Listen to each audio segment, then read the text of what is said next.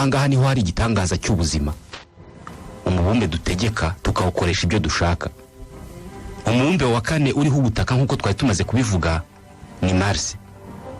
Hano mwijoro ubushyuhe buba ari dogere Celsius 95 munsi ya zero, ku manywa zikaba 15 munsi ya zero. Higanje imiyaga igenda ku muvuduko w'ibirometero 70 ku isaha. Hano ku isi umuyaga usanzwe ugenda ibirometero biri hagati y'10 na 40 ku isaha, naho umuyaga ukomeye ukagenda ku birometero 91 ku isaha. Ntabwo bitandukanye cyane no kuri Mars. Ndabasuhuje, nitwa Ismael Mwanafunzi. Kuwa kabiri ku itariki ya 9 y'ukwezi kwa kabiri mu mwaka wa 2021, Leta Zunze Ubumwe z'Abarabu zohereje icyogajuru ku mubumbe wa Mars. Zibaye igihugu cya mbere cy'Abarabu kibashije kohereza icyuma kuri uyu mubumbe kigamije kuwiga. Bohereje icyogajuru bise Espoir, Hope. Ubu kirimo kuzenguruka ikirere cy'uyu mubumbe. Ku itariki ya 10 y'ukwezi kwa kabiri mu 2021, nyuma y'amezi 6 y'urugendo, ikindi cyogajuru cy'Abashinwa nacyo cyageze kuri Mars. Hashize icyumweru kimwe, ku itariki ya 18 y'ukwezi kwa kabiri mu 2021, isaa 2:55 z'umugoroba, robo cyangwa se imashini cyangwa se ikinyabiziga cy'Abanyamerika cyiswe Perseverance nacyo cyaguye kuri uyu mubumbe wa Mars. Wumvise aya makuru yose wahita wibaza icyo barimo gushaka kuri uyu mubumbe. Kubera iki barimo kujyayo ku bwinshi kandi bose muri iki gihe? Haba hongeye kwaduka irushanwa ry'ibihugu bitandukanye bitanguranwa mu isanzure. Uyu mubumbe Mars wo ni bwoko ki? Gahunda zo kujya kuwuturaho hagamijwe kugabanya abantu hano ku isi zirashoboka? Reka tubivugeho muri iki kiganiro. Ikaze.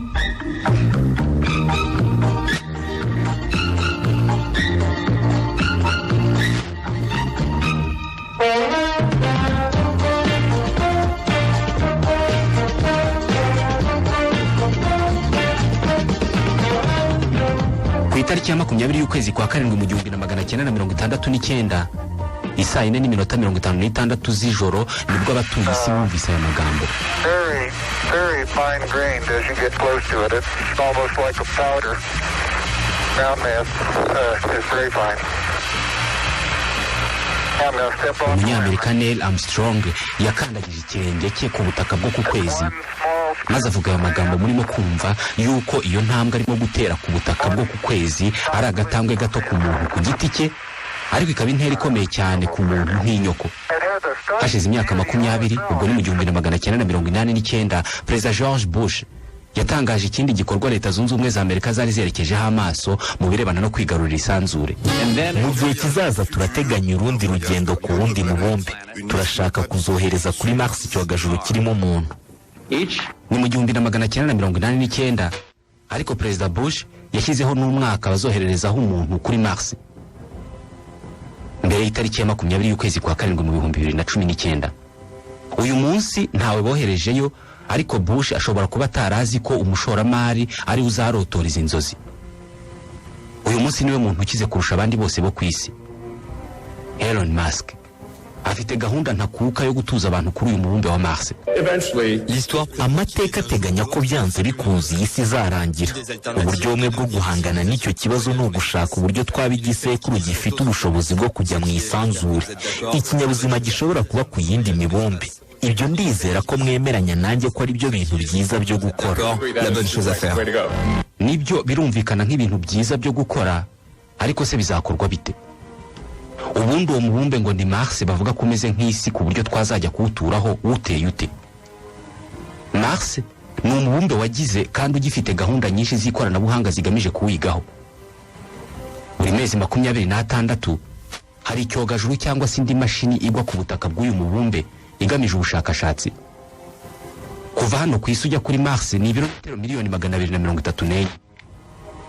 Icyogajuru kihagenda nibura amezi 6. Ubutaka bwaho bufite ibara ry'umutuku. Itaka ryaho ryuzuyemo ikinyabutabire cya fer, kandi fer ihinduka umutuku iyo ihuye n'umwuka wa oxygene. Iyo ibi binyabutabire bihuye bikora icyitwa oxyde de fer, ari wo mugese. Uzaraza umuhoro hanze cyangwa se ikindi cyuma uzabibona. Umuhoro cyangwa se ikindi cyuma gikozwe muri fer, iyo gihuye na oxygene bikora umugese, kandi umugese ni umutuku. uko niko ubutaka bwo kuri Mars busa, ari nayo mpamvu uyu mubumbe bawita umubumbe utukura, planète rouge. Niwo mubumbe woherejwe n'ibyogajuru bigamije ubushakashatsi byinshi kurusha indi mibumbe yose iri mu isanzure. Umunsi umwe umuntu nawe azajyayo. Kubera ubwo bushakashatsi bwagiye bukorwa n'izo mashini cyangwa se ibyo byuma boherezayo, uyu munsi turabizi ko kuri uyu mubumbe hari amazi asukika. Ni umubumbe utandukanye n'uyu wacu mu birebana n'imiterere, ariko biragaragara ko iyi mibumbe ari ababyara, kandi n'ababyara batari abakure. Kugira ngo abantu bamenye ko umubumbe runaka ushobora guturwaho, bisaba ko babanza kumenya imiterere yawo mu birebana n'ubutaka n'ikirere, kandi ibingibi bakabibonaho amakuru ahagije ku rwego rusumba izindi zose. Ibyogajuru ndetse na robo cyangwa se imashini zisa n'izizi ubwenge zose zagiye zoherezwa kuri uyu mubumbe, zagiye zifata amafoto agaragaza ko uyu nguyu ari umubumbe uhoraho inkubi z'imiyaga zijya zikora imihengeri y'umucanga cyangwa se umusenyi. Kugira ngo ugire isura ijya gusobanuka neza, niba ubona uko isi iteye, uramutse uyifashe ukayikuraho ibiyiriho byose, igasigara nta kintu kiyiriho, nta kimera kiyiriho usibye umukungugu w'umutuku, nuko nguko uyu mubumbe wa Mars uteye.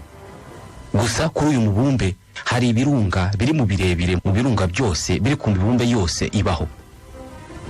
Abagiye bakora ubushakashatsi kuri uyu mubumbe bose bagaragaza uburyo iyo ukiwubona bwa mbere ubona ari umubumbe wapfuye, umubumbe w'ubutayu ufite ubutaka bw'ingumba.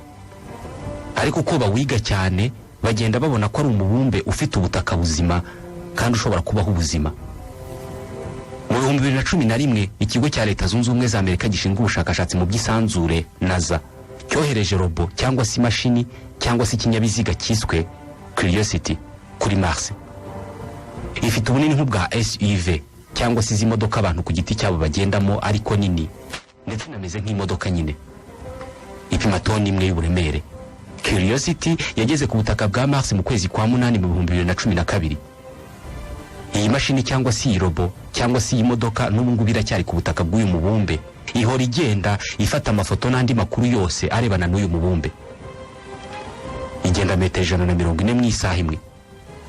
Kuva mu 2012 kuva yagera nyine kuri uyu mubumbe kugera ku itariki ya 31 y'ukwezi kwa mbere mu 2021, iyi robo cyangwa se iyi mashini yari imaze kugenda ibirometero 24 byonyine. Kompanyi y'ikigo cya Leta Zunze Ubumwe za Amerika gikora ubushakashatsi mu by'isanzure yitwa Jet Propulsion Laboratory JPL niyo yubatse iyi mashini cyangwa se iki kinyabiziga. Byabatwaye miliyari 2 na miliyoni 500 z'amadolari kugira ngo bayubake. Ikoresha kamera zigezweho cyane ndetse n'ibindi bikoresho bishobora gupima ugukomera k'ubutaka cyangwa se ukuma k'ubutaka, bishobora gupima kandi umuvuduko w'umuyaga ndetse n'ibindi. Iyi mashini hano iri kuri Mars ishobora kwitwara cyangwa se igatwarwa n'abantu bari hano ku isi. Muri California hari ahantu hameze nko kuri Mars hubatswe ikigo cy'ubushakashatsi. Iyo bohereje mu isanzure robo nk'ingiyi bise Curiosity, bubaka ebyiri cyangwa se zirenze ebyiri. Ku isi bakahasiga imwe, mu gihe indi iri mu isanzure, noneho iyo ngiyi iri ku isi akaba ari y'abapilote bigiraho kuyitwara.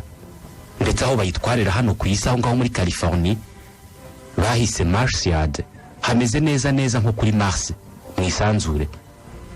Buri santimetero imwe izi mashini zigenda kuri Mars iba yaritojwe bihagije, yaranasuzumwe, kubera ko ahangaha babyigira bagenda banashyira ibintu bimeze nk'ibishobora kuba biri ahangaha kuri Mars: ibinogo, ibihavu, amabuye, umuyaga, umucanga.